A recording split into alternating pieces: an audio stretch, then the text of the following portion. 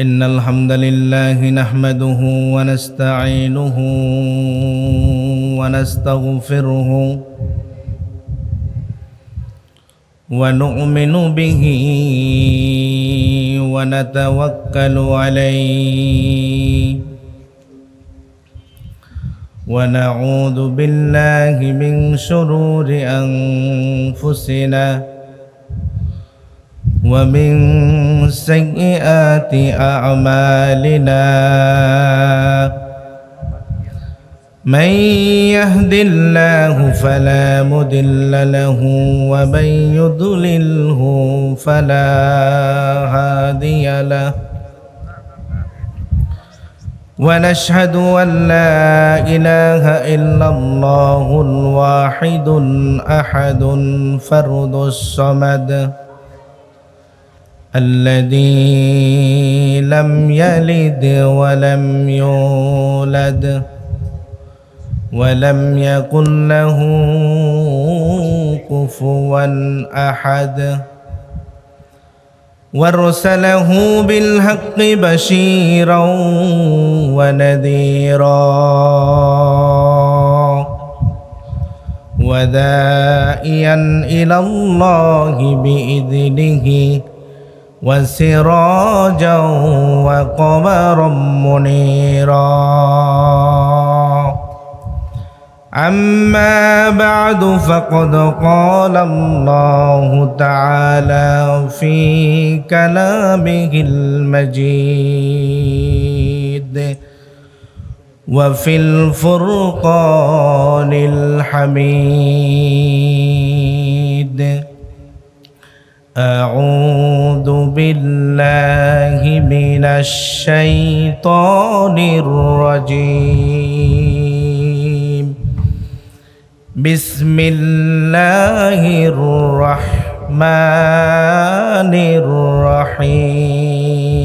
الرحيم ورفعنا لك ذكرك صدق الله العظيم وصدق رسوله النبي الكريم ونحن على ذلك من الشاهدين والشاكرين والحمد لله رب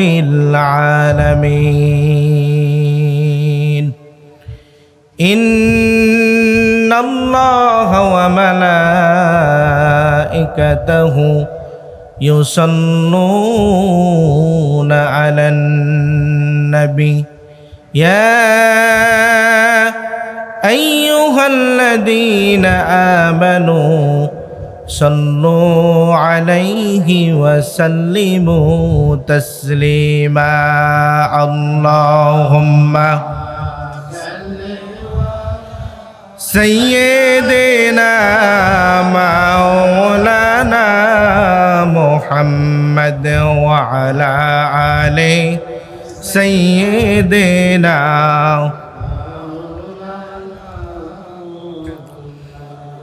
حبيبنا شفيعنا سيدنا مولانا محمد وعلى آله سيدنا مولانا محمد मेरा दिल तरफ रहा है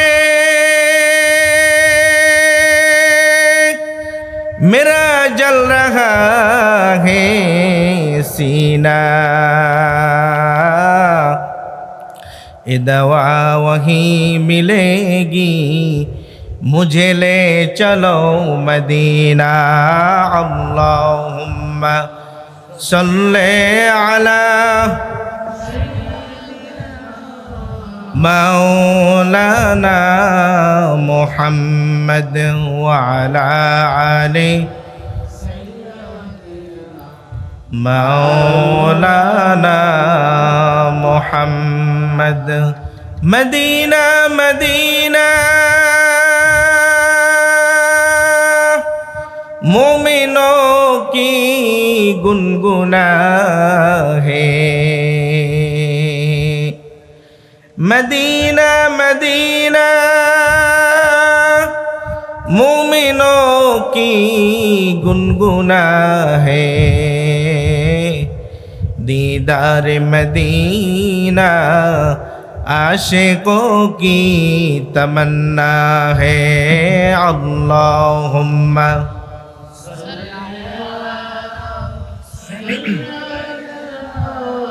मौलाना मुहम्मद व अला आले मौलाना मुहम्मद उरे जाओ रे बांगलार हवा उरे जाओ रे बांगलार हवा उरे जाओ रे मदीना मुदेर सलाम पहुँचे दियो मुदेर सलाम पहुँचे दियो नबीजिर पाक रवाजा अल्लाहुम्मा सय्यिदना मौलाना मुहम्मद व अला आले मौलाना मुहम्मद ला इलाहा ला इलाहा ला इलाहा इल्लल्लाह ला इलाहा ला इलाहा हस्बी रब्बी जल्लल्लाह मा फी क़ल्बी गैरुल्लाह हस्बी रब्बी जल्लल्लाह मा फी क़ल्बी नूरे मुहम्मद सल्लल्लाहु ला इलाहा ला इलाहा इल्लल्लाह ला इलाहा ला इलाहा इल्लल्लाह ला इलाहा अकशर मालिक সেই আল্লাহ জমিনের মালিক আকাশের মালিক সেই আল্লাহ জমিনের মালিক সেই আল্লাহ আরশ কুরসি লৌহ কলম সবই যে তোমার পাগল পারা লা ইলাহা ইল্লাল্লাহ লা ইলাহা লা ইলাহা ইল্লাল্লাহ লা ইলাহা লা ইলাহা ইল্লাল্লাহ মুহাম্মাদুর রাসূলুল্লাহ সাল্লাল্লাহু আলাইহি ওয়াসাল্লাম।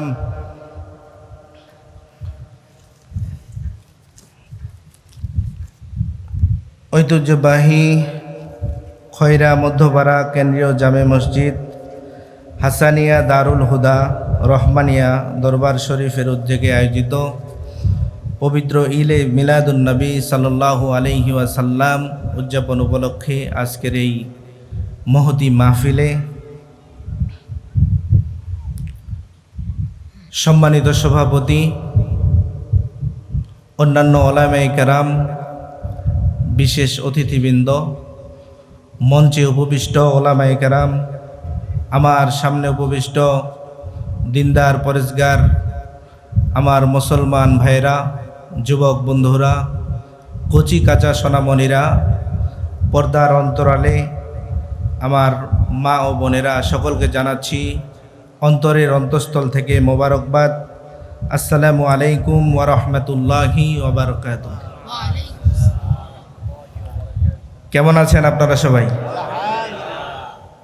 সবটুকুন শুকরিয়া আল্লাহ সুবহানাহু ওয়া তাআলার দরবারে, যিনি আমাদেরকে দয়া করে, মায়া করে, মহব্বত করে আজকের এই মহতি মাহফিলে এসে বসবার, আলোচনা করবার এবং শুনবার তৌফিকটুকু দান করলেন। সকলে বলি আলহামদুলিল্লাহ। লাখো কোটি, তার চেয়ে অনেক অনেক অনেক বেশি দরুদ আর সালাম আল্লাহর সৃষ্টির প্রধান আকর্ষণ, শামসুল হেদায়াত, নুরুদ্দুজা, বদরুদ্দোহা, সাহেবে কাবা কাউসাইনে ও আদনা, রসুল আকরাম সাল্লাল্লাহু আলাইহি ওয়াসাল্লামের দরবারে সকলে বলি সাল্লাল্লাহু আলাইহি ওয়াসাল্লাম। আরো জোরে সোরে বলেন সাল্লাল্লাহু আলাইহি ওয়াসাল্লাম। ঈদে মিলাদুন নবীর মাহফিল, যদি দরুদ পড়তে কষ্ট হয় তাহলে চলবে? কষ্ট হয় নাকি? জোরে সোরে বলেন সাল্লাল্লাহু আলাইহি ওয়াসাল্লাম। কানজুল উম্মাহ, বাইহাকি শরীফ, শুআবুল ঈমান কিতাবে বর্ণিত আসছে, যেই ব্যক্তি বিশ্বনবী রাসূল আকরাম সাল্লাল্লাহু আলাইহি ওয়াসাল্লামের উপর দরুদ আর সালাম পেশ করলো, কে পড়লো, তার নাম কি, তার বাবার নাম, তার দাদার নাম, তার পরদাদার নাম সহ কোন এলাকা থেকে পড়লো, পূর্ণ অ্যাড্রেসটি আমার পিয়ারা নবী হাবিবে আকরাম সাল্লাল্লাহু আলাইহি ওয়াসাল্লামের রওজায়ে আতহারে একদল ফেরেশতা পৌঁছে দেন। বলেন না সুবহানাল্লাহ। বিশ্বনবী রাসূল আকরাম সাল্লাল্লাহু আলাইহি ওয়াসাল্লাম এই লিস্ট সংরক্ষণে রেখে দিবেন। কাল কিয়ামতের ময়দানে এই লিস্ট দেখে দেখে তাকে হাউজে কাউসারের পানি পান করেন। বলেন না সুবহানাল্লাহ। কি আপনারা কি চান হাউজে কাউসারের পানি পান করতে? চান কি না? আমরা আজকে ঈদে মিলাদুন নবী উদযাপনে এসেছি, ঠিক কি না? খুশি হয়ে এসেছি যে বিশ্বনবী রাসূল আকরাম সাল্লাল্লাহু আলাইহি ওয়াসাল্লামের জন্মদিন উপলক্ষে আজকের এই আয়োজিত অনুষ্ঠানে আমরা এসেছি, ঠিক কি না? আমাদের অন্য কোনো স্বার্থ আছে? একমাত্র রাসূলুল্লাহ সাল্লাল্লাহু আলাইহি ওয়াসাল্লামের মহব্বতে এসেছি, ঠিক কি না? আল্লাহর হাবিব এরশাদ করেছেন, ওয়া ইন্নাল মালাইকাতা লা তাদাউ আজনিহাতাহা লিদল্লি তালিবিল ইলম। কোনো ব্যক্তি যদি কোনো দ্বীনি মজলিসে ঘর থেকে বের হয়, আল্লাহর ফেরেশতারা তাদের নূরের পাখাগুলো বিছিয়ে দেন। বলেন না সুবহানাল্লাহ। এমনকি হাদিস শরীফে এসেছে, আল্লাহ রাব্বুল আলামিনের ওই বান্দা যতক্ষণ এই দ্বীনি মজলিসে থাকবে ততক্ষণ ফেরেশতারা তাদের পাখাগুলো দিয়ে বেষ্টন করে রাখে। বলেন না সুবহানাল্লাহ। বেষ্টন করে রাখে এবং কিছুক্ষণ পরে পরে আল্লাহ রাব্বুল আলামিনের দরবারে রিপোর্ট নিয়ে যায়। আল্লাহ রাব্বুল আলামিন ফেরেশতাদেরকে ডাক দিয়ে বলে, হে আমার ফেরেশতারা, তোমরা কেন এখানে আছো? আমার বান্দারা সেখানে কি করছে? ফেরেশতারা বলতেছে, আল্লাহ, তারা তোমার রেজামন্দি হাসিল করার জন্য সেখানে বসে আছে। শুধু কি তাই? বলে দিচ্ছে, তারা তো আমাকে দেখে নাই। হাল রাউহা, তারা কি আমাকে দেখেছে? তারা তো আমাকে দেখে নাই। ফেরেশতারা বলবে, আল্লাহ, তারা যদি দেখতো তাহলে তো তোমার ইবাদতে মশগুল হয়ে যেত, পাগল হয়ে যেত। বলেন না সুবহানাল্লাহ। আল্লাহ রাব্বুল আলামিন ফেরেশতাদেরকে ডেকে বলে, ফেরেশতারা, আমার ওই বান্দাদেরকে আমি কাল কিয়ামতের ময়দানে বিনা হিসাবে জান্নাতে দিয়ে দেব। বলেন না সুবহানাল্লাহ। আমরা কি চাই জান্নাত? চাই। সম্মানিত সুধী, আজকের এই ঈদে মিলাদুন নবী মাহফিল আল্লাহ রাব্বুল আলামিন আমাদেরকে নিয়ে এসেছেন বিধায় তো আমরা আসতে পেরেছি, ঠিক কি না? আল্লাহ যদি না চাইতো তাহলে কি আমরা আসতে পারতাম? অতএব এখনো যারা ঘোরাফেরা করছেন আশেপাশে, করজোর অনুরোধ করে বলছি আপনারা সকলেই প্যান্ডেলের সামনে চলে আসুন। আল্লাহ রাব্বুল আলামিন আজকের এই সহি নিয়তে আমরা বসেছি, অল্প কিছুক্ষণ পরেই দোয়া হবে। আল্লাহ তাআলা আজকের এই দোয়ার উসিলায় যদি আমার জীবনটাকে সুন্দর করে দেন তাহলে এর চেয়ে আর বড় কিছু পাওয়া আছে? এই জন্য আশেপাশে যে সকল ভাইরা আপনারা ঘোরাফেরা করছেন সকলেই আপনারা মাহফিলের প্যান্ডেলে উপস্থিত হয়ে আল্লাহ রাব্বুল আলামিনকে রাজি খুশি করার জন্য চলে আসুন। আল্লাহ রাব্বুল আলামিন যদি আমাদেরকে পছন্দ না করতেন তাহলে আমরা এখানে আসতে পারতাম না। একটা দ্বীনি মজলিসে আমরা এসেছি, আল্লাহ রাব্বুল আলামিন আমাদেরকে পছন্দ করেছেন বিধায় এখানে নিয়ে এসেছেন। যদি পছন্দ না করতেন তাহলে পাশ দিয়ে চলে যেতাম, বলতাম যে একটু পরে আসব, একটু পরে পরে করতে করতে মাহফিল শেষ হয়ে যেত, কিন্তু তারপরেও আল্লাহ তাআলা কিন্তু এই মাহফিলে নিয়ে আসতেন না। এই জন্য আমাদের জন্য খোশ নসিব আল্লাহ রাব্বুল আলামিন আমাদেরকে পছন্দ করেন বিধায় আমাদেরকে এখানে নিয়ে এসেছেন দ্বীনি আলোচনা শোনার জন্য। যে বান্দা তুমি এখানে দ্বীনি দু একটি কথা শুনে যদি তোমার পরিবর্তন হয়ে যায় তাহলেই কাল কিয়ামতের ময়দানে এটাই নাজাদের উসিলা হয়ে যেতে পারে। বলেন না সুবহানাল্লাহ। সম্মানিত সুধী, এই পৃথিবীতে অনন্তকাল থেকে দুটি শক্তির মধ্যে লড়াই চলছে। কয়টি শক্তি? দুটি শক্তির মধ্যে লড়াই চলছে। একটি হচ্ছে হকের পক্ষে, আরেকটি হচ্ছে হকের বিপক্ষে, ঠিক কি না? একটি ভালো আরেকটি মন্দ, একটা হলো হক আরেকটা হলো কি বাতিল। পৃথিবীতে এই দুটি শক্তির মধ্যে লড়াই কাল কিয়ামত পর্যন্ত চলবে, ঠিক কি না? কিয়ামত পর্যন্ত চলবে না? কিয়ামত পর্যন্ত চলতে থাকবে। কিন্তু তারপরেও আমাদেরকে কি করতে হবে? এখান থেকে আমাদের নিজের ঈমানকে রক্ষা করার জন্য সঠিক পথটা কোনটা সেটা বেছে নিতে হবে, ঠিক কি না? সঠিক পথ কোনটা সেটাই আমরা বেছে নিব। রাজি আছি তো আমরা সবাই? আল্লাহ রাব্বুল আলামিন এই দুটি শক্তির কোনটা হক কোনটা বাতিল সম্পর্কে পবিত্র কালামে পাকে বড় চমৎকার করে বলে দিলেন, মাসালুল ফারিকাইনি কাল আ'মা ওয়াল আসাম্মি ওয়াল বাসীরি ওয়াস সামী হাল ইয়াস্তাওয়িয়ানি মাসালান আফালা তাযাক্কারুন। বলেন না সুবহানাল্লাহ।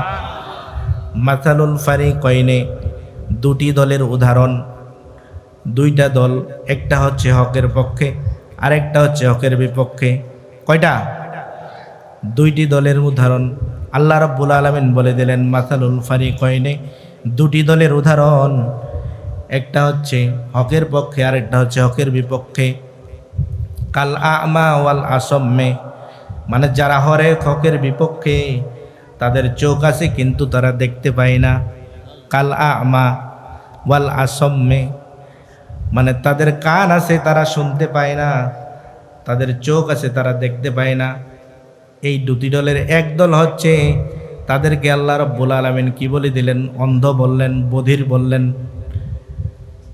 তাদের চোখ আছে সত্ত্বেও তারা দেখতে পায় না, তারা অনুভব করে এটা সত্য, কিন্তু আল্লাহ রাব্বুল আলামিন তাদের চোখের মধ্যে এমন একটি পর্দা দিয়ে দিয়েছেন কিন্তু তারা চোখ থাকা সত্ত্বেও তারা কোনটা ভালো কোনটা মন্দ আল্লাহ রব্বুল আলামিন ওই যে বললাম যাদের নসিবে নাই তারা কিন্তু আসতে পারে নাই, এখনো আশেপাশে ঘোরাফেরা করছে। তাদের চোখের মধ্যে এমন একটি আবরণ আল্লাহ রব্বুল আলামিন দিয়ে দিয়েছেন, কোনটা ভালো কোনটা মন্দ দুটাই সামনে আছে, কিন্তু ভালোটা তাদের চোখ দিয়ে দেখা সত্ত্বেও তারা ভালোটাকে গ্রহণ করে না, কিন্তু খারাপটা তাদের সামনে সেটাই তাদেরকে ভালো লাগে, সেটাই তাদেরকে কি ভালো লাগে। আল্লাহ রাব্বুল আলামিন তাদের সম্পর্কে আরো বড় চমৎকার ভাবে বলে দিলেন, وَإِذَا ذُكِرَ اللَّهُ وَحْدَهُ اشْمَأَزَّتْ قُلُوبُ الَّذِينَ لَا يُؤْمِنُونَ بِالْآخِرَةِ وَإِذَا ذُكِرَ الَّذِينَ مِن دُونِهِ إِذَا هُمْ يَسْتَبْشِرُونَ বলেন না সুবহানাল্লাহ। إِذَا ذُكِرَ الَّذِينَ مِن دُونِهِ وَإِذَا ذُكِرَ اللَّهُ ওয়াহদাহু ইশমাআজ্জাত কুলুবুল্লাযীনা লা ইউমিনুন, মানে আল্লাহ তাআলা বলে দিলেন যে এই দলটি নাস্তিক, যেই দলটি বেঈমান, তাদের ভালোটা তাদের চোখের সামনে থাকা সত্ত্বেও তারা ভালোটাকে পছন্দ করে না, তারা খারাপটাই তাদের পছন্দ করে। যখন তাদের সামনে ভালো কোনো জিনিস উপস্থাপন করা হয় তারা সেটা দেখলে তাদের অন্তরটা সংকুচিত হয়ে যায়, ছোট হয়ে যায়। কি হয়ে যায়? ছোট হয়ে যায়, কারণ ওইটা তাদের ভালোটা রিসিভ করতে চায় না। কারণ আল্লাহ রাব্বুল আলামিন আগেই তো বলে দিলেন তাদের অন্তরের মধ্যে মোহর মেরে দিয়েছেন, তারা ভালোটা রিসিভ করতে চায় না। আনোয়ার শাহ কাশ্মীরি রহমতুল্লাহি আলাইহি একটি চমৎকার উদাহরণ দিয়েছেন, বাবা যদি একটা ওয়ালের মধ্যে ফুটবলটা তুমি মারো, ওই ওয়ালটা ভেদ করে যদি ফুটবলটা না যায় তাহলে ফুটবলটা কোন দিকে আসবে? বলেন না, কোন দিকে আসবে? তাহলে আল্লাহ রাব্বুল আলামিন তাদের অন্তরে তো মোহর মেরে দিয়েছেন, এই মোহর মেরে দেওয়ার কারণে তাদের অন্তরে ভালোটা রিসিভ করতে চায় না, খারাপটা রিসিভ করে। যখন দেখবেন যে গান বাজনার অনুষ্ঠান হয়, গান বাজনার অনুষ্ঠান হওয়ার সাথে সাথে তারা সেই জায়গাটাই পছন্দ করে। সে জায়গাটাই কি এটা হলো ভালো লাগে, পছন্দ করে, সে জায়গায় তারা অর্থও ব্যয় করতে চায়, চায় কি না? কিন্তু যখন কোরআনের আওয়াজটা তাদের কর্ণ শিখরে পৌঁছে যায়, তাদের কর্ণ শিখরে পৌঁছার পরে তারা সেটা রিসিভ করতে চায় না। ওয়ালে বল মারার কারণে যেমন বলটা আমার দিকে ফেরত আসে, ঠিক তাদের অন্তরের মধ্যে আল্লাহ রাব্বুল আলামিন মোহর মেরে দিয়েছেন এবং ওই মোহরটা ওয়ালের মতো করে দিয়েছেন। কোরআনটা তাদের রিসিভ করতে চায় না, ধাক্কা লাগে আবার ফেরত চলে আসে। বলেন না নাউজুবিল্লাহ। তাহলে আমরা কোন দিকে এখন কি করব? কোন পক্ষে থাকব? আল্লাহ রাব্বুল আলামিন বড় চমৎকার করে বলে দিলেন, ইন্নামাল মুমিনুনা আল্লাযীনা ইযা যুকিরাল্লাহু ওয়াজিলাত কুলুবুহুম ওয়া ইযা তুলিয়াত আলাইহিম আয়াতুহু যাদাতুহুম ঈমানা ওয়া আলা রাব্বিহিম ইয়াতাওয়াক্কালুন। বলেন না সুবহানাল্লাহ। আল্লাহ রাব্বুল আলামিন যাদের অন্তরটি কোরআন রিসিভ করে তারা কোরআন শুনলে মজা পায়। কি পায়? কোরআন শুনলে স্বাদ পায়। বলেন না সুবহানাল্লাহ। আল্লাহ রাব্বুল আলামিন কোরআন যারা শুনবে, যাদের কোরআন শুনে মজা পাবে, তাদের অন্তরে কোরআনটা রিসিভ করবে, এই কোরআন শুনলেই তাদের অন্তরের মধ্যে হিল্লোল বয়ে যায়। কি বয়ে যায়? যেমন আজকে ঈদে মিলাদুন্নবী সাল্লাল্লাহু আলাইহি ওয়াসাল্লাম, এই উদযাপন উপলক্ষে মুমিনের যে একটা জোশ, মুমিনের কি জোশ আসছে না? বিশ্বনবী রাসূল আকরাম সাল্লাল্লাহু আলাইহি ওয়াসাল্লামের আজকের এই দিনটা হলো জন্মদিন। এটা হলো মুমিনের হৃদয়ে, তাদের রক্তকণিকায় কম্পন সৃষ্টি হয়ে গেছে। বলেন না সুবহানাল্লাহ। ঠিক তেমনি পবিত্র কুরআনে পাক যখন তেলাওয়াত হয়, কর্ণ দিয়ে শুনে, শোনার পরে কি স্বাদ গ্রহণ করে কি অন্তরটা? কোনটা? অন্তর দিয়ে স্বাদ। আল্লাহ রাব্বুল আলামিন সূরা শুআরার মধ্যে বড় চমৎকার করে বলে দিলেন, ইয়াউমা লা ইয়ানফাউ মালু ওয়ালা বানুন ইল্লা মান আতাল্লাহা বিকলবিন সালিম। বাবারে, আল্লাহ রাব্বুল আলামিন এই আয়াতের দ্বারা আমাদেরকে কি শিক্ষা দিলেন? মুফাসসিরিনে কেরাম এই আয়াতের ব্যাখ্যা করতে যায় বাম দুধের দুই আঙ্গুল নিচে আমরা সকলেই জানি একটা গোস্তের টুকরা আছে। কি আছে? গোস্তের টুকরা আছে। এই গোস্তের টুকরাটার নাম হলো কলব। কি নাম? আমরা যখন জিকির করি বলি না, আমি আমার কলবের দিকে মুতাওয়াজ্জিহ আছি।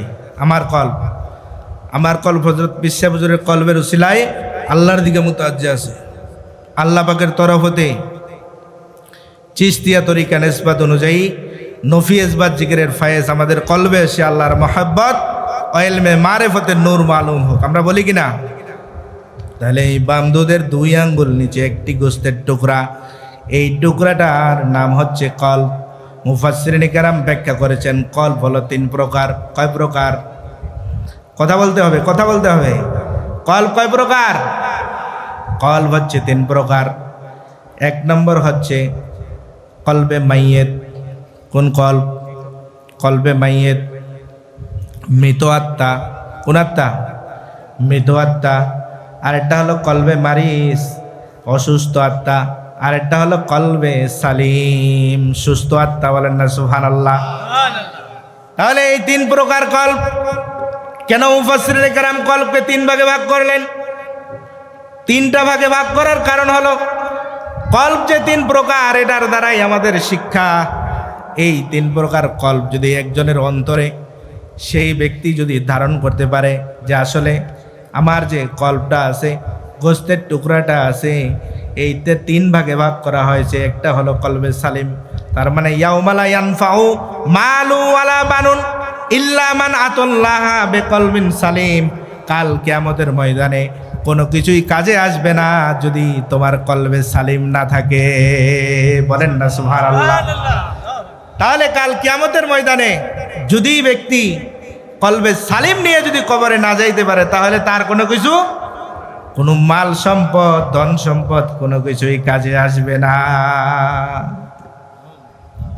তাহলে কলব কয় প্রকার? 3 প্রকার। কলবে সালিম, সুস্থ আত্মা। তার মানে যখন মানুষ সুস্থ থাকে সে তো সুস্থই। তাহলে সুস্থ আত্মা মানে আল্লাহ রাব্বুল আলামিন এই আয়াত দ্বারা বলে দিলেন কলবে সালিম নিয়ে তুমি আসিও, কলবে সালিম ছাড়া তুমি আমার কাছে আসবে না, তাহলে কোনো কাজে আসবে না। তাহলে কলবে মাইয়েত, প্রথমেই আমরা বলছি কলবে মাইয়েত, মানুষ যখন মরে যায় কলবে মাইয়েত হয়ে যায়। তাকে কি আমরা মাইয়েত বলি না? বলি। যখন মানুষ মরে যায় তখন তো তাকে আমরা কলবে মাইয়েত বলি। তার মানে ওই কলব, তার মানে কলবটা মরে গেছে। কলবটা কি হয়েছে? সেটা আর কোনো কাজে আসবে না। সেটা কি আসে নাকি? কাজে আসে? মরা মানুষ কথা কয়? মরা মানুষ কথা কয় না। মরা মানুষ কি কয় না? কথা কয় না। কিন্তু হযরতে ঈসা রুহুল্লাহ তার জীবনে তিনি 4 জন ব্যক্তিকে জীবিত করেছিলেন। কয়জন? সুবহানাল্লাহ বলেন। কয়জন ব্যক্তি? 4 জন ব্যক্তিকে। যখন সাম ইবনে নূহ আলাইহিস সালামের সন্তান 2500 বছর পরে তার কবরে যখন যায় বললেন কুম বিইজনিল্লাহ, তুমি আল্লাহর হুকুমে জিন্দা হয়ে যাও। বলেন না সুবহানাল্লাহ। ঈসা রুহুল্লাহ তার কবরের সামনে গিয়ে বলে দিলেন কুম বিইজনিল্লাহ, আল্লাহর হুকুমে জিন্দা হয়ে যাও। সাথে সাথে জিন্দা হয়ে গেল। জিন্দা হওয়ার পরে ঈসা রুহুল্লাহকে সালাম দিল। বলেন না সুবহানাল্লাহ। বলল আসসালামু আলাইকুম, চাচা আপনি কেমন আছেন? চাচা বললেন। কি বললেন? চাচা বললেন। ঈসা রুহুল্লাহ বললেন কে তুমি? কেন তুমি আমাকে চাচা বললা? বলল আমি হলাম সাম ইবনে নূহ আলাইহিস সালামের সন্তান, এই জন্যই নবীরা ভাই। নবীরা কি? এই জন্যই আমি আপনাকে চাচা বললাম। আপনি তো ঈসা রুহুল্লাহ। বলেন না সুবহানাল্লাহ। যখন বললেন চাচা আপনি কেমন আছেন, ঈসা রুহুল্লাহ বলল সেই সময়কার মানুষদের তো দাড়ি পাকতো না, তোমার দাড়িগুলা চুলগুলা পেকে গেছে কেন? তখন সাম ইবনে নূহ বলল, হে চাচা, আমার মৃত্যুর সময় আমার এই ভয়ে আমার কি করছে, দাড়ি চুলগুলা পেকে গেছে। তখন বলল সাম, তাহলে তোমার মৃত্যুর সময় আজরাইল তোমার সাথে কিরকম আচরণ করেছে একটু বলো। কি বলতেছে? জানতে চাইতেছে। কি বলতেছে? জানতে চাইতেছে, বলো। বলল, চাচা আপনি কি শুনতে চান কেমন আচরণ করছে আমার সাথে? আমি সাম ইবনে নূহ আলাইহিস সালামের সন্তান হওয়া সত্ত্বেও একটা গাছ, জীবিত গাছ, এই জীবিত গাছকে যখন, জীবন্ত গাছটাকে যখন উপর দিকে উপরে ফেলা হয়, এই গাছের শিকড়গুলা যেমন টাস টাস করে ছিঁড়ে আসে, ঠিক যখনই আমার রুহটা বের করা হয়, আমার মনে হচ্ছিল আমার রগগুলা থেকে টাস টাস করে ছিঁড়ে আসে, রুহটা বের হয়ে গেল। এই জন্যই সেই ভয়ে আমার চুল এবং দাড়িগুলা পেকে গেছে। আল্লাহ রাব্বুল আলামিন এই ঈসা রুহুল্লাহর এই সাম ইবনে নূহ আলাইহিস সালামকে জীবিত করার মাধ্যমে আমাদেরকে শিক্ষা দিয়ে দিলেন, বাবা তুমি কাল কিয়ামতের ময়দানে আমার কাছে আসবা, কলবে সালিম সারা আসিও না। বলেন না সুবহানাল্লাহ। কি নিয়ে আসতে হবে? কলবে সালিম। তাহলে আমরা বললাম কলবে মাইয়েত, মৃত আত্মা। মানুষটা যখন মরে যাবে তখন তার কল্পটাও মরে যাবে। কল্পটাও মরে গেলে তাহলে তো তার আর কই কল্প দিয়ে কোনো কাজে আসবে না। কল্প যদি কাজে না আসে তাহলে সেটার কি কোনো লাভ আছে? লাভ নাই। যখন মৃত ব্যক্তির কল্প দিয়েও কোনো লাভ নাই। যখন সুস্থ আত্মা হবে, আমি যদি সুস্থ থাকি তাহলে তো আমি সুস্থই, তাহলে আমি কি সুস্থই। যদি আমি সুস্থ না থাকি, কলবে মারিস, অসুস্থ আত্মা, তাহলে কি করতে হবে? মানুষ যখন অসুস্থ হয়ে যায়, কোথায় যায় মানুষ? ডাক্তারের শরণাপন্ন হয়, হয় কি হয় না? যখন মানুষ অসুস্থ হয়ে যায়, অসুস্থ হওয়ার পরে প্রথমে ফার্মেসিতে ওষুধ খায়। ওষুধ খাওয়ার পরে দেখে যে তাও আমার জ্বরটা সারতেছে না। জ্বর না সারার কারণে তখন সে বড় ডাক্তারের শরণাপন্ন হয়। শরণাপন্ন হওয়ার পরে অল্প কিছু ওষুধ দেয়, ওষুধ খাওয়ার পরে সে কিন্তু সুস্থ হয়ে যায়। তাহলে কলবে মারিস, অসুস্থ আত্মা, এই আত্মাটা আমার হলো কল্প। সেটা হলো আপনার জ্বর হওয়ার কারণে আপনি দেখলেন সাধারণ ডাক্তারগুলো আপনার চিকিৎসা করতে পারতেছে না, আপনি যেখানে অনুসরণ করে আরেকটু বড় ডাক্তারের কাছে গেলেন, তাও যদি সে না পারে তাহলে আরেকটু বড় ডাক্তারের কাছে গেলেন, তাও যদি না পারে আপনি বড় কোনো হসপিটালে গেলেন, সেখানেও যদি না হয় তাহলে আপনি দেশের বড় চিকিৎসা শেষ হয়ে গেলে আপনি বিদেশে যাওয়ারও চিন্তা করেন কি করেন না?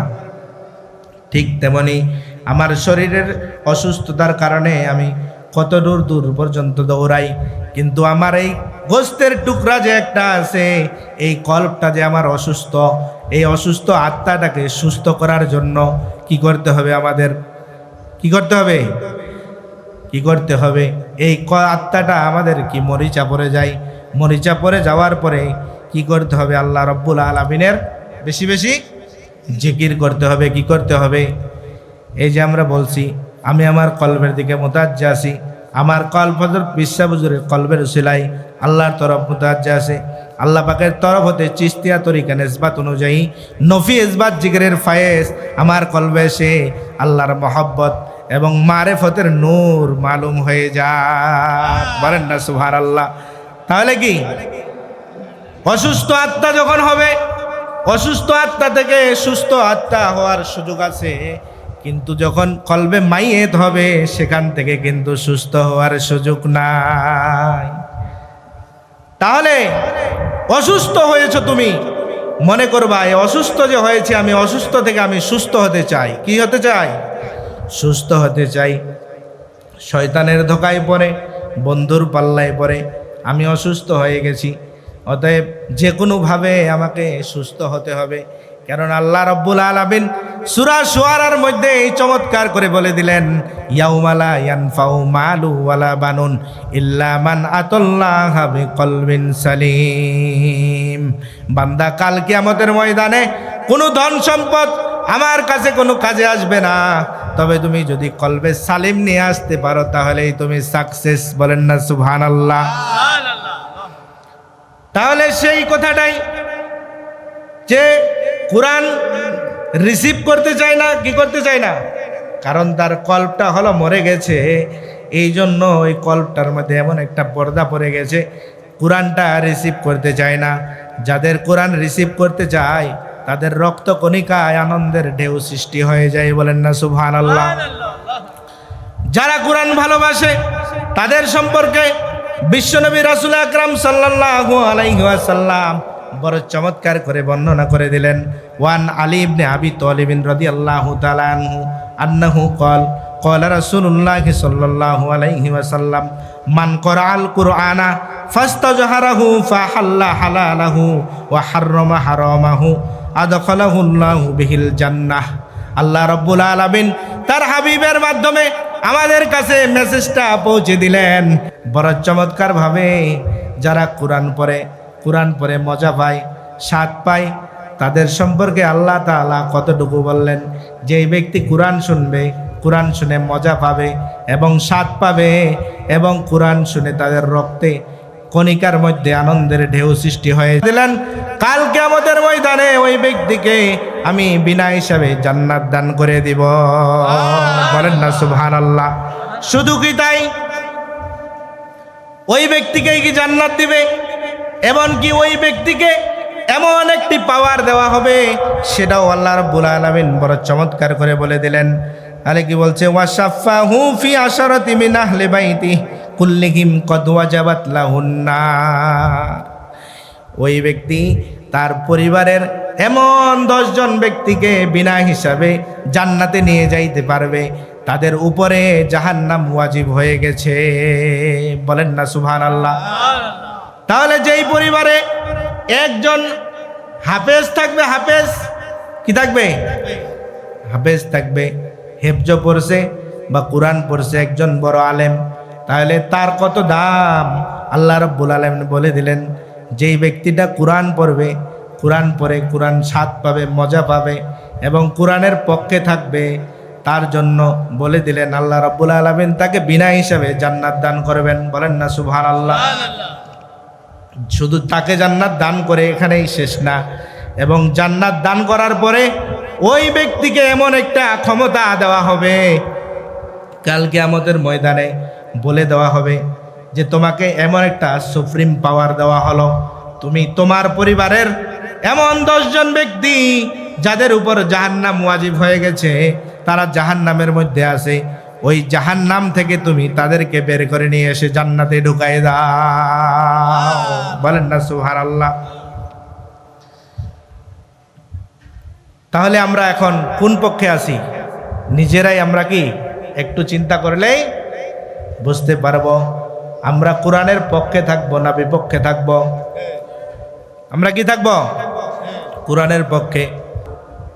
আউযু বিল্লাহি মিনাশ শাইতানির রাজীম।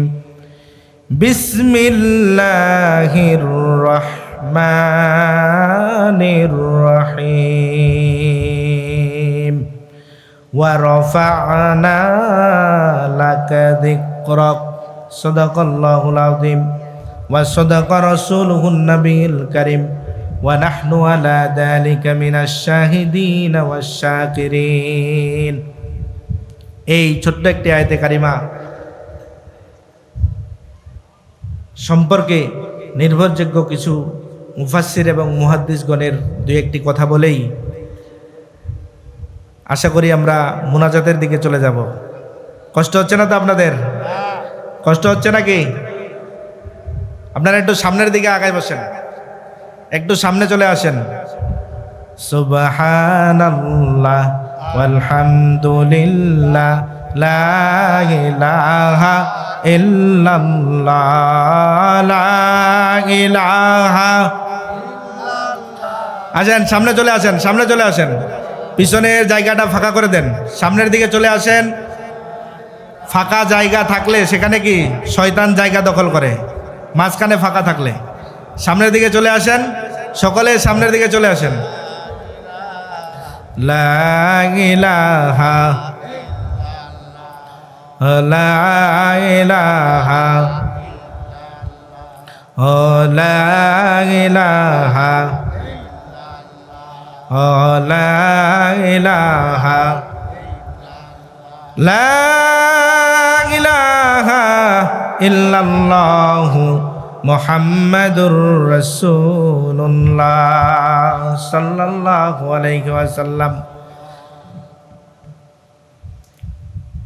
ছোট্ট একটি আয়াতে কারিমা পাঠ করেছি, ওয়া রাফা'না লাকা যিকরাক। রাসূল করিম সাল্লাল্লাহু আলাইহি ওয়াসাল্লামের শান, মান, ইজ্জতের কথা, বরত্বের কথা বর্ণনা করে শেষ করার মতো কোনো নাবিক এই পৃথিবীতে জন্মগ্রহণ করেন নাই, বলেন না সুবহানাল্লাহ। এমন কি কোনো কলম নাই যে রাসূল করিম সাল্লাল্লাহু আলাইহি ওয়াসাল্লামের সম্মানের কথা লিখে শেষ করতে পারবে, বলেন না সুবহানাল্লাহ। আল্লাহ রাব্বুল আলামিন তার হাবিবের সম্মান, ইজ্জতের কথা, বরত্বের কথা, মহত্বের কথা বর্ণনা করতে গিয়ে এক পর্যায়ে বলে দিলেন, ওয়া ইন্নাকা লাআলা খুলুকিন আযীম, বলেন না সুবহানাল্লাহ। আল্লাহ রাব্বুল আলামিন তার হাবিবের সম্মান বর্ণনা করতে গিয়ে তিনি নিজেই বলে দিলেন, ওয়া ইন্নাকা লাআলা খুলুকিন আযীম। হাবিব, আপনার শান, আপনার মান, আপনার ইজ্জত, আপনার হুরমত বর্ণনা করে শেষ করার মতো কোনো কলম এই পৃথিবীতে আবিষ্কার হয় নাই, বলেন না সুবহানাল্লাহ। মানে আল্লাহ রাব্বুল আলামিনের শান মান কত, এই আয়াত দ্বারা আল্লাহ রাব্বুল আলামিন তার হাবিবের শান মানের কথা, বরত্বের কথা বর্ণনা করলেন। এমনকি বলে দিলেন, ওয়া ইন্নাকা লাআলা খুলুকিন আযীম। তার হাবিবের শান মান, বরত্বকে তিনি আযীম বলেছেন। কি বলেছেন? আযীম বলেছেন। আযীমটা কি? আমরা বলি বড়কে বলি আকবার, বড়কে বলি কি কাবিরুন, মানে বড়। কাবিরুন মানে কি? এর যে যদি কোনো বড় বিষয় হয় তাহলে সেটাকে বলি আকবার, মানে কোন সেই বড়, কেমন বড় জিনিস। আল্লাহ রাব্বুল আলামিন তার হাবিবের শান মান বর্ণনা করতে বলে দিলেন আযীম। কি বললেন? আযীম বললেন। তাহলে হাবিবের শান মান কত, আল্লাহ রাব্বুল আলামিন নিজেই বললেন আযীম। আল্লাহ রাব্বুল আলামিন তিনটি জিনিসকে আযীম বলেছেন। কয়টি জিনিস? তিনটি জিনিসকে আযীম বলেছেন। এক নম্বর তার হাবিবের শান। এক নম্বর কি? হাবিবের শান, মান, ইজ্জত, বরত্বের কথা, তার মানে তার সিরাত, তার মানে তার কি? তার সিরাতকে তিনি আযীম বলেছেন। দ্বিতীয় নম্বর হচ্ছে পবিত্র কোরআন, পবিত্র কালামে পাক। এই পবিত্র কালামে পাককে আযীম বলেছেন। কি বলেছেন? তৃতীয় নম্বর হচ্ছে আল্লাহ রাব্বুল আলামিন তার নিজ আরশকে বলে দিলেন আযীম, বলেন না সুবহানাল্লাহ। আল্লাহ রাব্বুল আলামিন তার হাবিবের সম্মান বর্ণনা করলেন এবং বলে দিলেন, আমার হাবিবের সম্মান, বরত্বের কথা এবং মর্যাদার কথা লিখে শেষ করার মতো কোনো কলম পৃথিবীতে আবিষ্কার হয় নাই। কি হয় নাই? কোনো কলম পৃথিবীতে কি হয় নাই? আবিষ্কার হয় নাই। আকসাম ইবনে সাইফি রাদিয়াল্লাহু তাআলা আনহু থেকে, আকসাম ইবনে সাইফি রাদিয়াল্লাহু তাআলা আনহু তিনি এক সময় জানতে পারলেন যে মক্কার জমিনে একজন ব্যক্তি আসছে, আব্দুল্লাহর বেটা মুহাম্মদ, তিনি নাকি পাগল হয়ে গেছে। তার কাছে যে যায় সেও নাকি পাগল হয়ে যায়, সেও নাকি কি হয়? তার মানে তিনি জানতে পারলেন যে তার কাছে যে যায় সেও নাকি পাগল হয়ে যায়। তিনি তখন তার কওমের লোকদেরকে ডাক দিয়ে বললেন, হে আমার কওমের লোকেরা, আমি শুনতে পাইলাম মক্কার জমিনে একজন ব্যক্তি আসছে, সে নাকি মানুষদেরকে সৎ কাজের আদেশ দেয়। ইয়ামুরুনা বিল মারুফ ওয়া ইয়ানহাউনা আনিল মুনকার, অসৎ কাজ থেকে বিরত রাখে। অসৎ কাজ থেকে কি? মানে সৎ কাজের আদেশ দেয়, অসৎ কাজ থেকে বিরত থাকতে বলে। এবং মক্কার মানুষেরা তাকে এক সময় আলামিন বলতো, এখন নাকি তাদেরকে পাগল বলতেছে সবাই। আসলে এই রহস্যটা কি, সেই বিষয়ে জানার জন্য আমি একটু যাইতে চাই, এই মানুষটাকে দেখতে চাই। এইভাবে সবাই বলা বলে শুরু করলো। আল্লাহ রাব্বুল আলামিন তার এই অপপ্রচার করা শুরু করলো। কিন্তু আল্লাহ তাআলা এই অপপ্রচারটা প্রচার হিসাবে কবুল করে নিল। বলেন না সুবহানাল্লাহ। তাহলে অপপ্রচার করা শুরু করলো আকসাম ইবনে সাইফি রাদিয়াল্লাহু তাআলা আনহু। তার কওমের লোকদের ডাক দিলেন, ডাক দিয়ে বললেন, হে আমার কওমের লোকেরা, আমি যাইতে চাচ্ছি, তোমরা কি বলো? আমি তো তোমাদের লিডার, তোমরা অনুমতি দিলে আমি যাব, যাই একটু দেখে আসব। সকলে বলল, আপনি কেন যাবেন? আপনি যায়েন না, বরঞ্চ আপনি একটা কাজ করেন, আপনার এই আমাদের মধ্য থেকে দুইজনকে সিলেক্ট করে দেন, আমরা দুইজন যাই আগে দেখে আসি। যদি দেখি যে অবস্থা ভালো, তাহলে আমি খবর দিব যে আপনি তখন তারপরে যাবেন। তখন বলল, ঠিক আছে, তাহলে তোমরা দুইজন যাবা। যখন তোমরা দুইজন যাবা, দুইজন যাওয়ার সময় আমার কাছ থেকে দুইটি প্রশ্ন নিয়ে যাবা। দুটি কি প্রশ্ন নিয়ে যাবা? দুটি প্রশ্নের মধ্যে এক নম্বর প্রশ্ন হলো মান আনতা, তুমি কে? আর দ্বিতীয় নম্বর প্রশ্ন হলো তোমার মিশনটা কি? তোমার মিশনটা কি? এই জন্য আকসাম ইবনে সাইফি রাদিয়াল্লাহু তাআলা আনহু ওই দুইজন ব্যক্তিকে দুটি প্রশ্ন দিয়ে দিলেন। এক নম্বর প্রশ্ন মান আনতা, তুমি কে? দ্বিতীয় নম্বর প্রশ্ন হলো তোমার মিশনটা কি? আল্লাহর এই জমিনে তোমার মিশন কি? তাহলে তারা ওই দুইটি প্রশ্ন নিয়ে নবীর দরবারে চলে গেলেন। এদিকে আল্লাহ রাব্বুল আলামিন তার হাবিবকে মেসেজ দিয়ে জানিয়ে দিলেন, হাবিব, আপনার দরবারে দুইজন ব্যক্তি আসছে আপনাকে পরীক্ষা করার জন্য, আপনি প্রস্তুত হয়ে যান। আপনাকে পরীক্ষা করবে আসলে কি নবী কিনা, বা আসলে যে মানুষজন যে রটাই দিছে, এখানে আব্দুল্লাহর বেটা মুহাম্মদ এখানে পাগল, সেটা সবাই তাকে পাগল বলে বলে সম্বোধন করতেছে। কেন করতেছে? কিন্তু আকসাম ইবনে সাইফি রাদিয়াল্লাহু তাআলা আনহু তিনি অবস্থাটা বুঝতে পেরেছিলেন। তিনি বলছিলেন, ইয়ামুরুনা বিল মারুফ ওয়া ইয়ানহাউনা আনিল মুনকার। যদি যেই ব্যক্তি সৎ কাজের আদেশ দেয়, অসৎ কাজ থেকে বাধা দেয়, তার মানে অসৎ কাজ থেকে বাধা দিয়ে তাকে সৎ কাজে থাকতে বলে, এবং সৎ কাজে থাকার কারণে মানুষ কিন্তু একসময় তাকে আল আমিন বলতো। মক্কার মানুষেরা একসময় তাকে কি আল আমিন বলতো। আমরা ছোটবেলায় পড়ছিলাম যে বইয়ের মধ্যে যে মক্কার মানুষেরা আমার নবীকে আল আমিন বলে ডাকত। এমনকি বড় বড় কাফেররা মানে নবীর কাছে অর্থ সম্পদ কি গচ্ছিত রাখতো কি না? কারণ তার কাছে রাখলে আমানতদারিতা ঠিক থাকতো। কি থাকতো? আমানতদারিতা ঠিক থাকতো।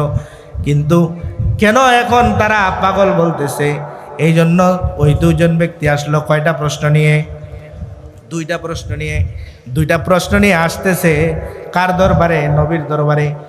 এদিকে আবার রোম পারস্য থেকে নবীর দরবারে 40 জন আলেম, আবার 40 জন আলেম নবীর দরবারে রওনা দিয়েছে তারা নবীকে পরীক্ষা করার জন্য।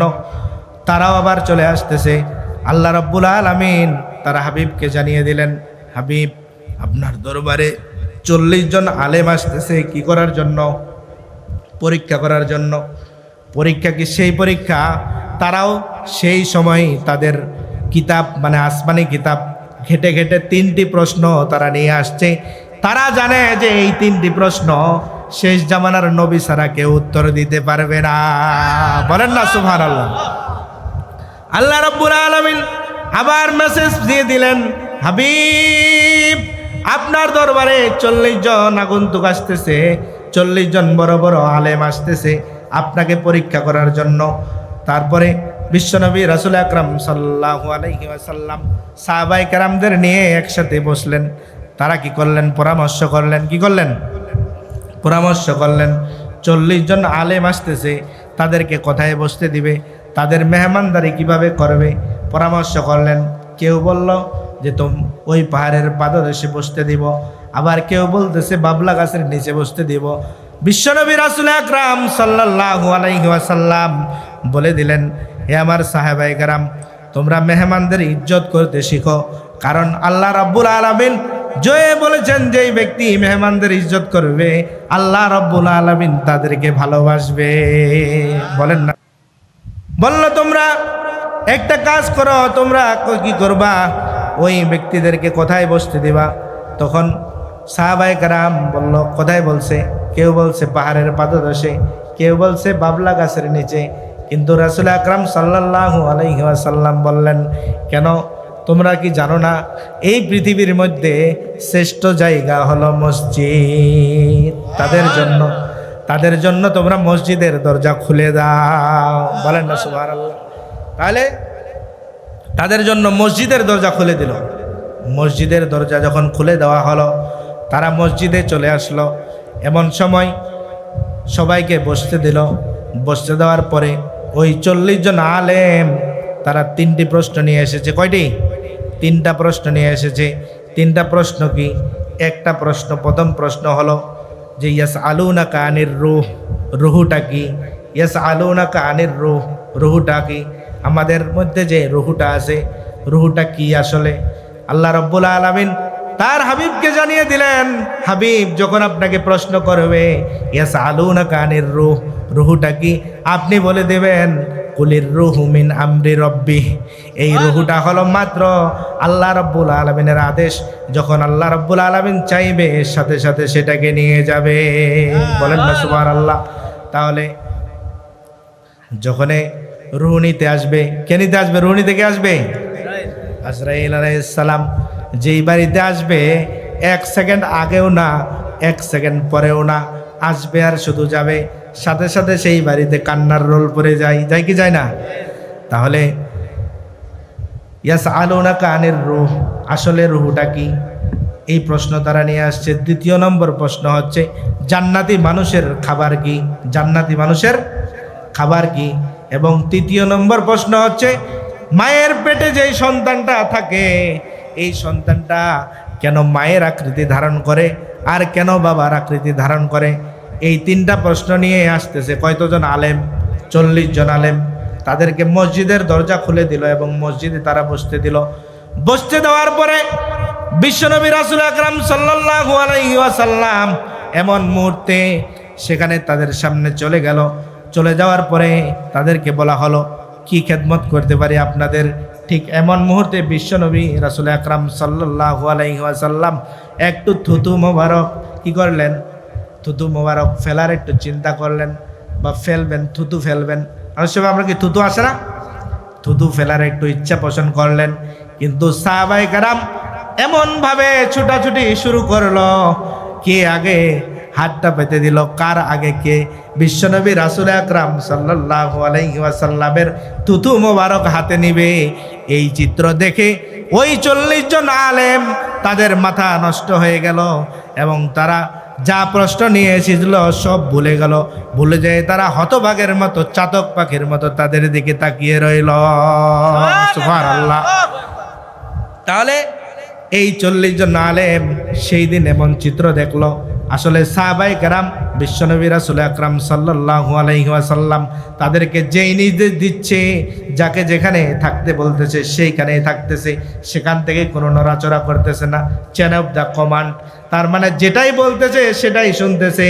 তারা মনে মনে চিন্তা করে ফেলল আসলে তিনিই হলেন শেষ নবী, কারণ শেষ নবী ছাড়া এমন কাজ কেউ করতে পারে না। বলেন না সুবহানাল্লাহ। তাহলে সেই 40 জন আলেম তাদের চিত্রটা দেখে হতভম্ব হয়ে গেল। তারা যে প্রশ্ন নিয়ে এসেছিল সেটাও ভুলে গেছে।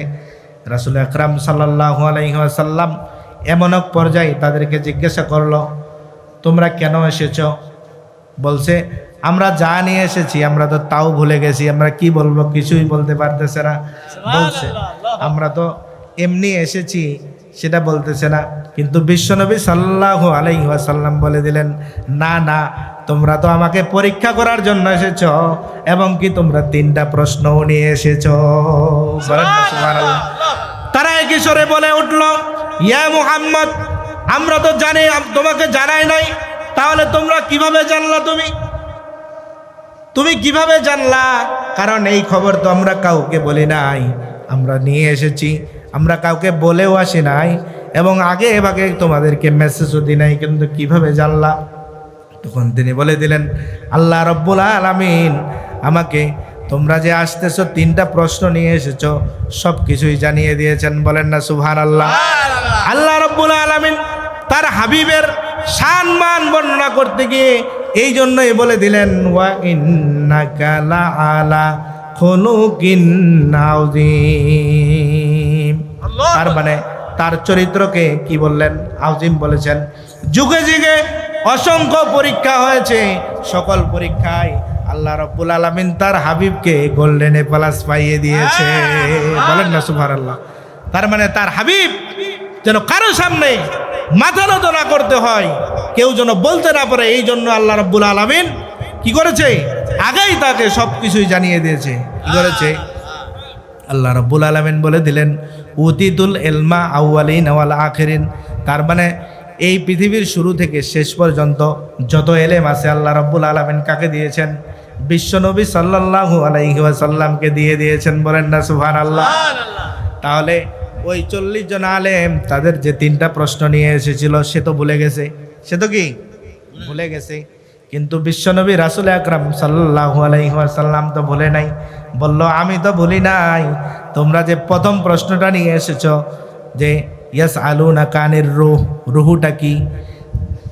রুহুটা কি প্রথম প্রশ্ন ছিল। আসলে রুহুটা কি আল্লাহ রাব্বুল আলামিন তার হাবিবকে জানিয়ে দিয়েছেন কি দেন নাই? বলে দিলেন এই রুহুটা হচ্ছে কুলির রুহু মিন আমরি রব্বি। রুহুটা একমাত্র আল্লাহ তাআলার আদেশ। আল্লাহ রাব্বুল আলামিন যখন তাকে ইচ্ছা নিয়ে যেতে পারবেন, শুধুমাত্র রুহুটা হলো আল্লাহ তাআলার আদেশ মাত্র, আর কিছুই না। রুহুটা কি? আমাদের মধ্যে যে রুহুটা আছে এই রুহুটা একমাত্র আল্লাহ তাআলার আদেশ। কি এটা? আল্লাহ তাআলার আদেশ। দ্বিতীয় নম্বর প্রশ্ন হচ্ছে যে জান্নাতি মানুষের খাবার কি? জান্নাতি মানুষের আল্লাহ রাব্বুল আলামিন বিশ্বনবী রাসূল আকরাম সাল্লাল্লাহু আলাইহি ওয়াসাল্লাম, তার মানে আল্লাহ তাআলা তার হাবিবকে জানিয়ে দিয়েছেন এই জান্নাতি মানুষের খাবার হচ্ছে মাছের কলিজা। বলেন না সুবহানাল্লাহ। তখন তাদেরকে বলে দিলেন জান্নাতি মানুষের খাবার হচ্ছে মাছের কলিজা। কি জান্নাতি মানুষের খাবার কি? মাছের কলিজা। তৃতীয় নম্বর প্রশ্ন স্মরণ আছে কিনা? তৃতীয় নম্বর প্রশ্ন কি? তৃতীয় নম্বর প্রশ্নটি হচ্ছে মায়ের পেটে যখন যেই সন্তানটা আসে এই সন্তানটা কেন বাবার আকৃতি ধারণ করে বা কেন মায়ের আকৃতি ধারণ করে? অনেক সময় বাবার আকৃতি ধারণ করে না, অনেক সময় বলে না, লোকেরা বলা শুরু করে যেটা তার বাবার মতো হয়েছে, আর সময় বলে তার মায়ের মতো হয়েছে।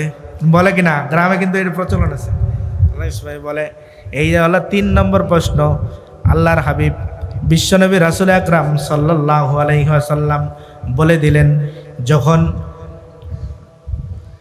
বাবা এবং মা এই দুইজনের মিলন মেলায় যখন যেই ব্যক্তি মানে বাবা যদি আগে স্বাগতম জানায় তাহলে সেই সন্তানটা ধারণ করে তার বাবার আকৃতি, যদি মা যদি আগে স্বাগতম জানায় তাহলে তাই সেই সন্তানটা ধারণ করে তার মায়ের আকৃতি। বলেন না সুবহানাল্লাহ। ওই 40 জন আলেম এই কথা শোনার পরে তখনই বলে দিলেন ইয়া মুহাম্মদ, আর দেরি করতে চাই না। সকলে হাতগুলো বাড়িয়ে দিলেন এবং বলে দিলেন আমাদের সকলকে পড়িয়ে দিন সেই মধুর কালেমা লা ইলাহা ইল্লাল্লাহু মুহাম্মাদুর রাসূলুল্লাহ সাল্লাল্লাহু আলাইহি ওয়াসাল্লাম। নারে তাকবীর, নারে রিসালাত, নারে তাকবীর, আল্লাহু আকবার, নারে রিসালাত, ইয়া রাসূলুল্লাহ। এই জন্য আল্লাহ রাব্বুল আলামিন তার হাবিবকে যুগে যুগে কি করিয়েছেন? গোল্ডেনে প্লাস পাইয়ে দিয়েছেন। বলেন না সুবহানাল্লাহ। তাই জন্যই তো শিল্পী গজল রেখেছেন জন্ম আমার নবীর যুগে হলে কেমন হতো। শুনছেন কিনা? শুনছেন না? সকালে বলেন জন্ম আমার নবীর যুগে হলে কেমন হতো, জন্ম আমার নবীর যুগে দুনয়নে রাসূল পাক দেখিলে কেমন হতো, জন্ম আমার নবীর যুগে হলে কেমন হতো, জন্ম আমার নবীর যুগে হলে কেমন হতো, দুনয়নে রাসূল পাক দেখিলে কেমন জন্ম আমার নবীর যুগে হলে কেমন হতো, জন্ম আমার নবীর যুগে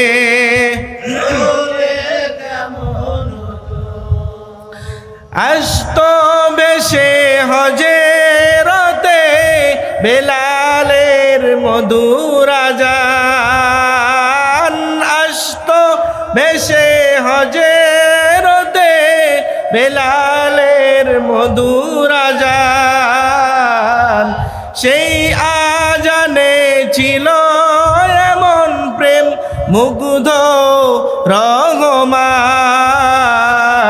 জন্ম আমার নবীর যুগে হলে কেমন হতো, জন্ম আমার নবীর যুগে হলে কেমন হতো।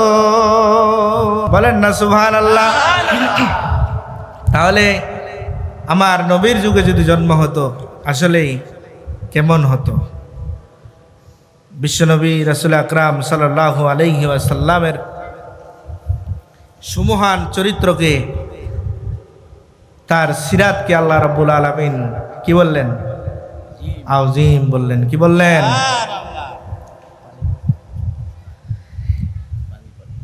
আল্লাহ রাব্বুল আলামিন দ্বিতীয় যেই জিনিসটিকে আযীম বলেছেন সেটি হচ্ছে পবিত্র কুরআনে পাক, কুরআন শরীফকে আল্লাহ রাব্বুল আলামিন আযীম বলেছেন। আমরা কুরআন শরীফ চিনি কিনা? তাহলে কুরআন শরীফকে আল্লাহ রাব্বুল আলামিন আযীম বললেন কেন বললেন? পবিত্র কুরআন শরীফে 6666টা আয়াত আছে। কয়টি আছে? 6666। আমরা জানি কিনা? 6666টি আয়াত আছে পবিত্র কুরআন শরীফে। 6666টি আয়াতের মধ্যে ছোট্ট একটি আয়াত হলো সূরাতুল ফাতিহার মধ্যে ইয়াকা না'বুদু। আমরা সকলে জানি কিনা? সবার মুখস্থ আছে কিনা? ইয়াকা না'বুদু। এই ইয়াকা না'বুদুর ব্যাখ্যা করতে গিয়ে বিশ্ববরেণ্য মুফাসসির ইমামে ফখরুদ্দিন রাজি বলে দিলেন, এক পর্যায়ে বললেন, ব্যাখ্যা করতে করতে এক পর্যায়ে বললেন যে এই ইয়াকা না'বুদু একটি মাত্র আয়াত, তার মানে দুইটি শব্দ। এই দুইটি শব্দের ব্যাখ্যা করে শেষ করার মতো বা ব্যাখ্যা করে পার হয়ে যাওয়ার মতো আল্লাহর আকাশের নিচে কোনো মুফাসসির নামের নাবিক জন্মগ্রহণ করে না। বলেন না সুবহানাল্লাহ। এই জন্য আল্লাহ রাব্বুল আলামিন পবিত্র কুরআন শরীফকে বলে দিলেন আযীম, কারণ এই পবিত্র কুরআনের ছোট্ট একটি আয়াতের ব্যাখ্যা করে পার হবার মতো যদি কোনো ব্যক্তি না থাকে তাহলে পুরা কোরআন শরীফটা তো আছেই। আল্লাহ রাব্বুল আলামিন তার হাবিবের মাধ্যমে আমাদেরকে বলে দিয়েছেন দুটি জিনিস আঁকড়ে ধরবো। কয়টি জিনিস? দুইটি জিনিস। কি কি? একটা হলো কিতাবুল্লাহ ওয়া সুন্নতে রাসূলিহি, তার মানে রাসূলুল্লাহ সাল্লাল্লাহু আলাইহি ওয়াসাল্লামের সিরাত। কি? তার মানে তার সিরাত, রীতিনীতি, নিয়ম পদ্ধতি, তার সিরাত এবং কোরআন, এই দুটি জিনিস যদি কোনো ব্যক্তি আঁকড়ে ধরে তাহলে কি সে কখনো পথভ্রষ্ট হবে নাকি? হবে নাকি? আল্লাহ রাব্বুল আলামিন এই পবিত্র কোরআনে আরো বলে দিলেন, ওয়ানাজ্জালনা আলাইকাল কিতাবা তিবয়ানান লিকুল্লি শাইইন ওয়া হুদাও ওয়া রাহমা ওয়া বুশরা লিল মুসলিমিন। সুবহানাল্লাহ। আল্লাহ রাব্বুল আলামিন বলে দিচ্ছেন যে পবিত্র কোরআনে পাক এমন একটি জিনিস, সেই জায়গায় আমি কোনো কিছুই বাদ দিই নাই, সব কিছুই ব্যক্তির জীবন চলার জন্য শুরু থেকে শেষ পর্যন্ত সব কিছুই আমি এই পবিত্র কালামে পাকে দিয়ে দিয়েছি। বলেন না সুবহানাল্লাহ। এই জন্যই তো আল্লাহ রাব্বুল আলামিন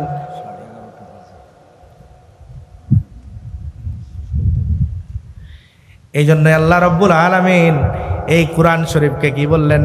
আযীম বললেন। কি বললেন?